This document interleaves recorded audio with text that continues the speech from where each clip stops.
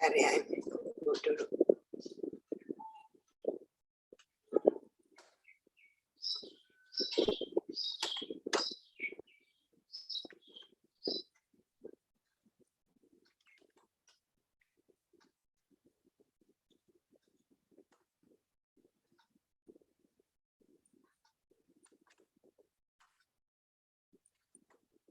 Sudah kelihatan belum ya? Belum, Bu. Belum. Ya, ini suaranya juga putus-putus ya. Belum, Suara saya Bu. bisa diterima enggak ini ya? Suaranya Ibu kedengaran, tapi share screen-nya belum terlihat, Bu.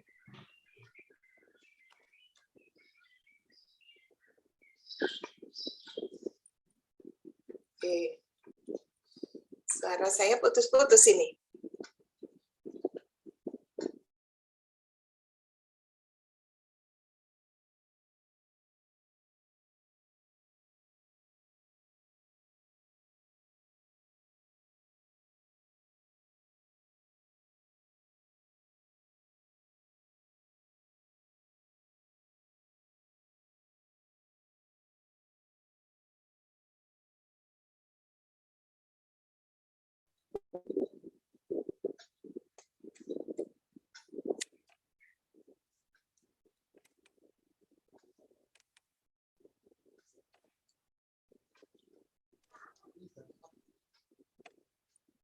Ya. Mudah-mudahan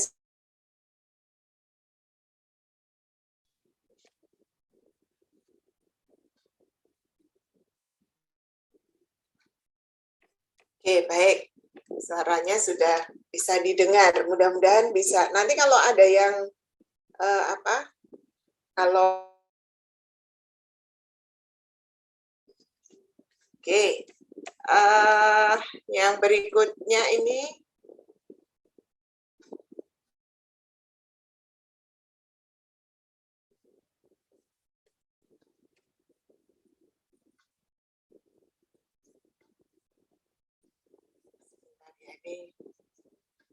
saya cek dulu.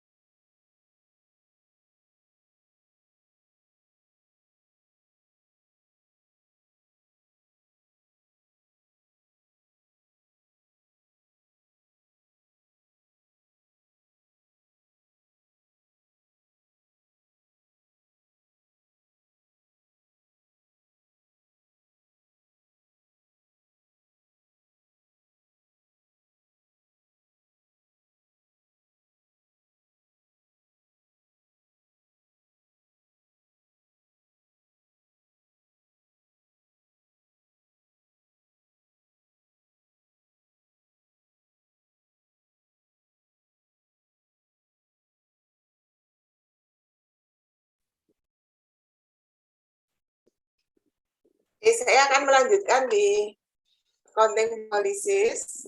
Ini kita membahas mengenai lesser accounting. Ya, lesser accounting itu bicara mengenai bagaimana akuntansi untuk lesor. Kalau kemarin lesi, sekarang lesor. Kalau lesi itu yang menyewa aset gitu ya. Kalau lesor ini yang punya aset lalu disewakan. Nah, lesor itu sebenarnya yang dia menentukan jumlah dari pembayaran sewa. Jadi pembayaran sewa itu akan ditentukan oleh lesor, bukan ditentukan oleh lesi. Nah, bagaimana menentukan pembayaran sewa itu ditentukan lalu didasarkan pada kredit dari lesi yang lain gitu. Kemudian lama sewa dan ada tidaknya atau status dari residual value. Residual value itu bisa bentuknya guaranteed atau unguaranteed. Nah, kemudian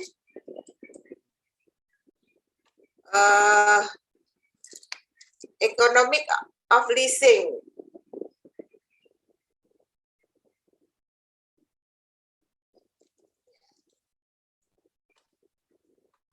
Bagaimana kemudian menentukan berapa pembayaran sewanya. Nah, ini dihitung dari fair value aset yang disewa, lalu dikurangi dengan present value dari residual. Jadi baik dijamin maupun tidak dijamin, guaranteed atau unguaranteed tetap dikurangi dulu dengan nilai residu ya. Jadi kemudian nilainya adalah 95. Ini present value ya. Jadi 95.890,35. Lalu dibagi dengan anuitasnya. Ini nanti dicari di tabel present value untuk anuitas gitu ya. Ini nanti nilainya adalah 20,711. 20.711,11. Nah, kemudian leases atau sewa oleh resort itu bisa dikelompokkan jadi dua, finance lease dan operating lease. Oke, sebentar ini. Saya mungkin perlu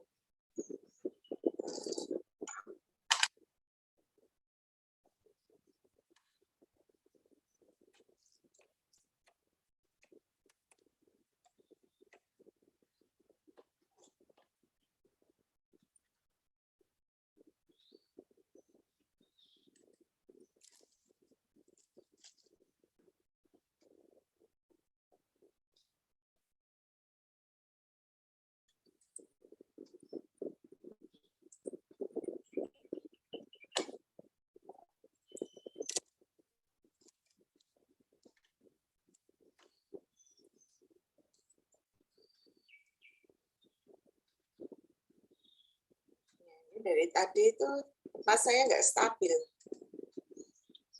Ini agak susah juga ya.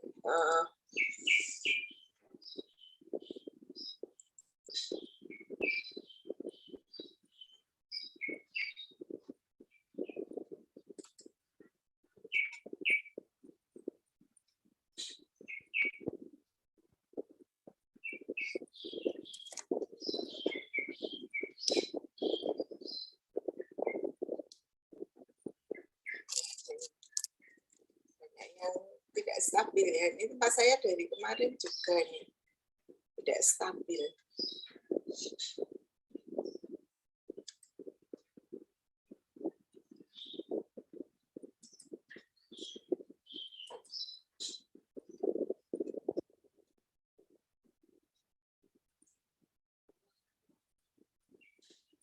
Oke, jadi ada dua macam klasifikasi untuk lessor ya, finance lease dan operating lease. Kalau finance lease itu berarti harus memenuhi 5 syarat. Harus memenuhi salah satu dari 5 syarat berikut. Nah, ini di sini ada ini, di buku juga ada. Ada 5 syarat yang kalau salah satunya itu sudah memenuhi, maka kemudian bisa langsung diakui sebagai finance lease. Satu, pertama terkait mengenai uji apakah ada atau tidak transfer kepemilikan. Nah, kalau ada transfer kepemilikan, maka otomatis sudah langsung bisa kita kelompokkan sebagai finance lease. Apakah ada opsi untuk membeli? Jadi apakah ada syarat bahwa di akhir masa sewa itu si lesi boleh membeli aset yang disewa gitu ya. Itu artinya bahwa sebenarnya ada kaitannya dengan transfer kepemilikan. Itu artinya bahwa nilai ekonomis aset yang disewa itu dikuasai oleh si lessee gitu ya. Maka kemudian ini sebenarnya juga bisa kita katakan sebagai finance lease. Kemudian masa sewa. Masa sewa itu harus lebih dari 1 tahun gitu ya. Sebenarnya kalau dari syarat yang ditetapkan oleh IASB ya harus lebih dari 1 tahun gitu. Kemudian present value-nya, apakah present value-nya lebih besar atau sama dengan semua nilai wajar dari aset yang disewa itu. Jadi kalau itu memenuhi ya maka langsung diakui sebagai finance.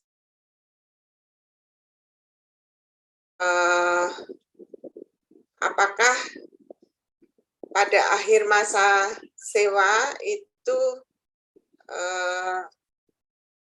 lessor bisa menarik kembali atau kemudian akan ini bisa dikatakan akan menghentikan sewa gitu ya. Kalau ini ya berarti ini masuk finance lease gitu. Nah, maka sebenarnya salah satu dari syarat ini saja terpenuhi ya berarti langsung dikelompokkan sebagai finance lease. Lalu yang tidak itu dikategorikan sebagai operating lease. Ya. Nah, kemudian ini tadi ya klasifikasi saya kira nggak perlu.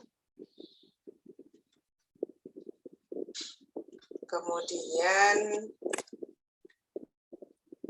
pembayaran sewa itu sebenarnya bisa bentuknya sewa pembayaran tetap, pembayaran variabel, kemudian residual value-nya itu bisa digaransi atau tidak gitu ya. Lalu pembayaran pada sewa itu bisa dipastikan gitu. Ini pembayaran. Klasifikasi berikutnya terkait dengan tingkat diskonto. Ini tingkat diskonto yang ketahui oleh lessor gitu ya. Jadi maka ini yang nanti akan digunakan. Kemudian alternatif penggunaan gitu. Apakah nanti di akhir masa sewa lessor itu bisa menghentikan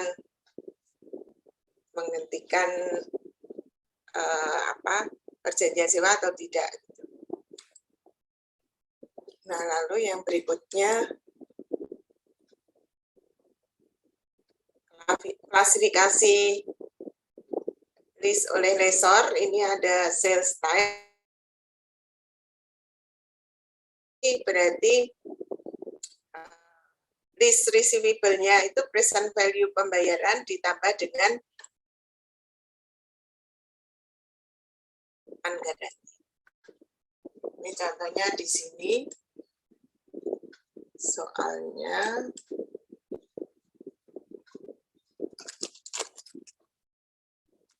Ya, kemudian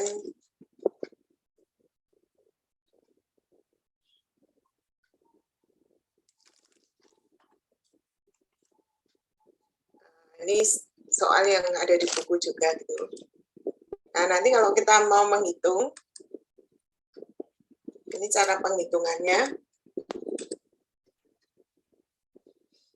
Cara penghitungannya itu fair value dikurangi dengan present value, lalu dibagi dengan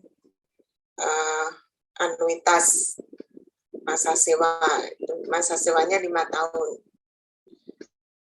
Anda bisa cek ini di tabel ya, 4,6. 290 itu berarti masa sewa 5 tahun, kemudian ditarik dari tingkat bunganya 4%. Nah, ini karena ini pembayarannya kan setiap tahun, maka tidak perlu dibagi 2. Kalau pembayarannya setahun 2 kali, maka tingkat bunganya dibagi 2.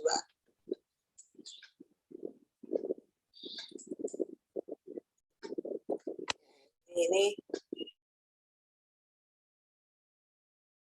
diklasifikasikan sebagai finance atau sales type lease. Nah, nanti kita bisa melihat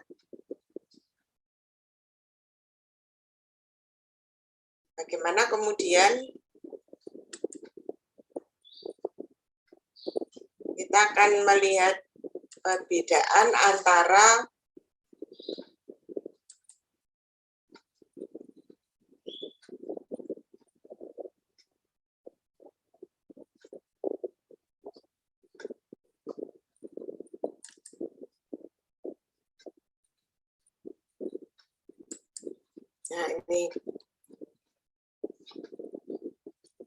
ini yang financial type gitu ya, perbedaan antara yang guaranteed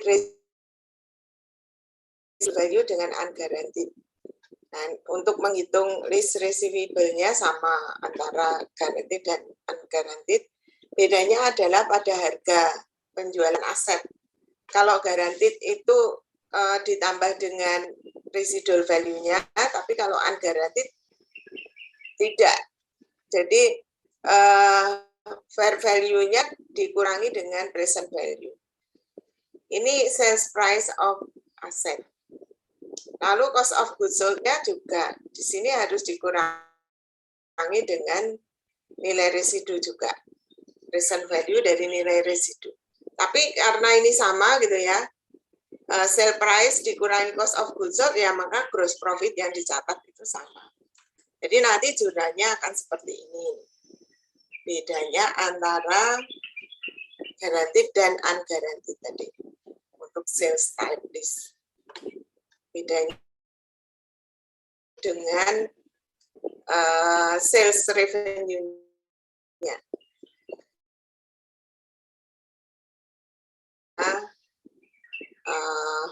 890. Itu kemudian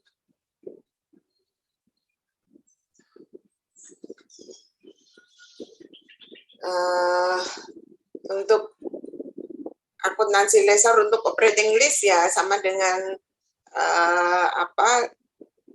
lesi company ya. Jadi di sini ya tetap mencatat jurnalnya. Kalau list company kan mencatat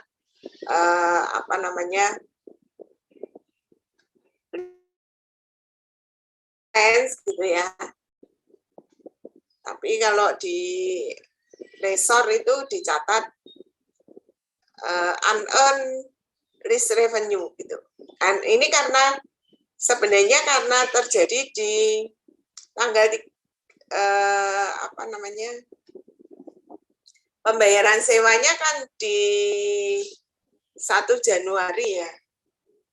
Pembayarannya sewa di 1 Januari. Maka kemudian di 31 Desember itu baru diakui itu sebagai, ini kan awal tahun ya, pembayarannya itu pada saat sewa belum berjalan gitu. Maka tidak boleh diakui sebagai revenue gitu ya. Baru diakui nanti di akhir sewa itu 31 Desember. Maka baru diakui sebagai list revenue. Ini karena dalam kasus ini pembayaran itu dibayar di muka. Sebelum sewa dilakukan, dia sudah membayar.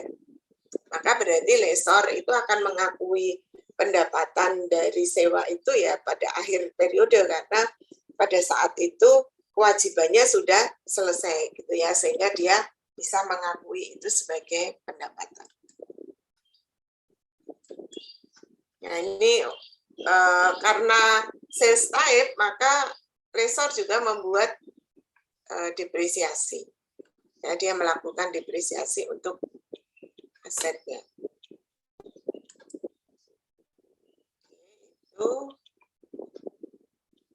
Kemudian untuk hal-hal yang lain, di appendix itu ya, di appendix itu ada sales and leaseback gitu ya. Ini ada satu bagian di appendix yang kita masukkan sebagai materi. Sales and leaseback. Apa yang disebut sebagai sales and leaseback? Sales and leaseback itu artinya bahwa perusahaan itu yang memiliki aset, asetnya itu dijual dulu kepada lesor. Ya, jadi ini sebenarnya yang punya aset itu Darden Restoran gitu ya. Nah, misalnya ini dia punya bangunan gitu ya. Bangunan itu dijual dulu ke Golden Gate. dijual di sini. Golden Gate, terus Darden itu hanya menyewa dari Golden Gate, maka disebut sebagai sale leaseback. Jadi dijual dulu, baru kemudian disewa. Sales leaseback. Nah ini konsepnya ya. Jadi artinya bahwa si lessee itu sebenarnya dia adalah penjual awalnya ya, penjual aset itu. Dan Golden Gate itu sebagai buyer dan sekarang dia menyewakan pada Darden. Itu sales leaseback. Nah, maka di sini ada dua transaksi sebenarnya. Yang pertama transaksi menjual aset, kemudian nanti transaksi sewa.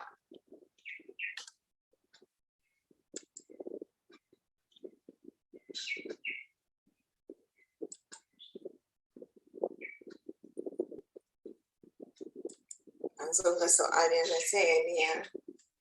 Nah, ini contohnya Store Enso itu menjual salah satu bangunannya yang nilai bukunya carrying value-nya 580.000. Bangunan itu nilai cost-nya itu 80.000 tapi sudah didepresiasi 220.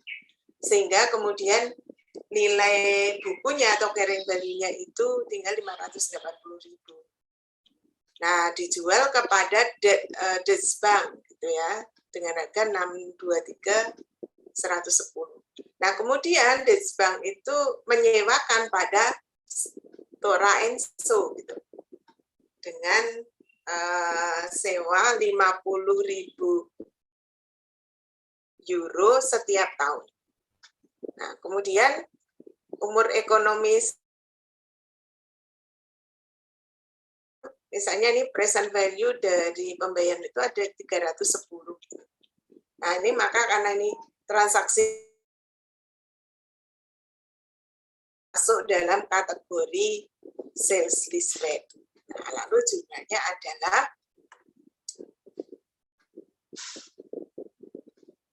ini jurnalnya. Jadi Stora Enso itu akan terima kas ya dari pembayaran penjualan bangunan 623, lalu debit akumulasi depresiasi. Nah, ini sama seperti bentuk penjualan aset ya. Nah, kemudian baru transaksi berikutnya terkait dengan transaksi sewa. Tadi present value dari sewa itu kan 310, maka kemudian Stora Enso itu sebagai lessee dia akan mencatat right of use asset, kreditnya lease liability. Ya, sudah ini semuanya nanti berjalan seperti jurnal yang sebelumnya. Sekarang posisinya adalah sebagai lessor dan sebagai lessee. Kalau tadi itu awalnya buyer dan seller gitu ya, maka ada penjualan aset. Nah, sekali pada saat awal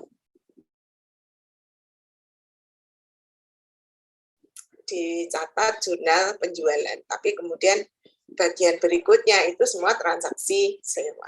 Gitu. Nah, ini saya kira ini ya untuk yang apa? Untuk list counting policies gitu ya. Nah, ini nanti ya saya coba nanti saya buatkan audio namanya agak bermasalah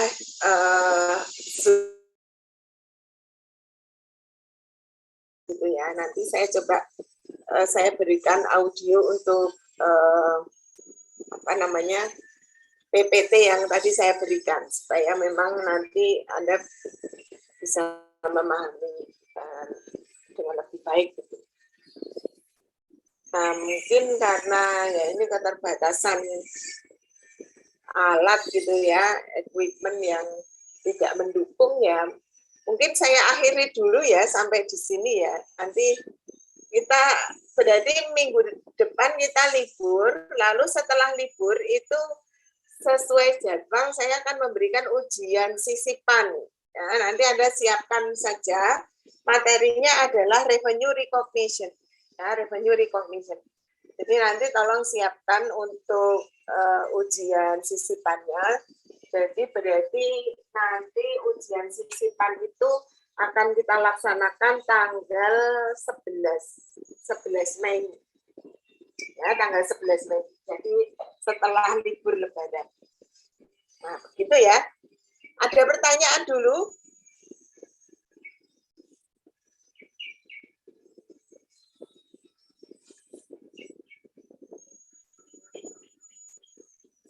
Nggak ada.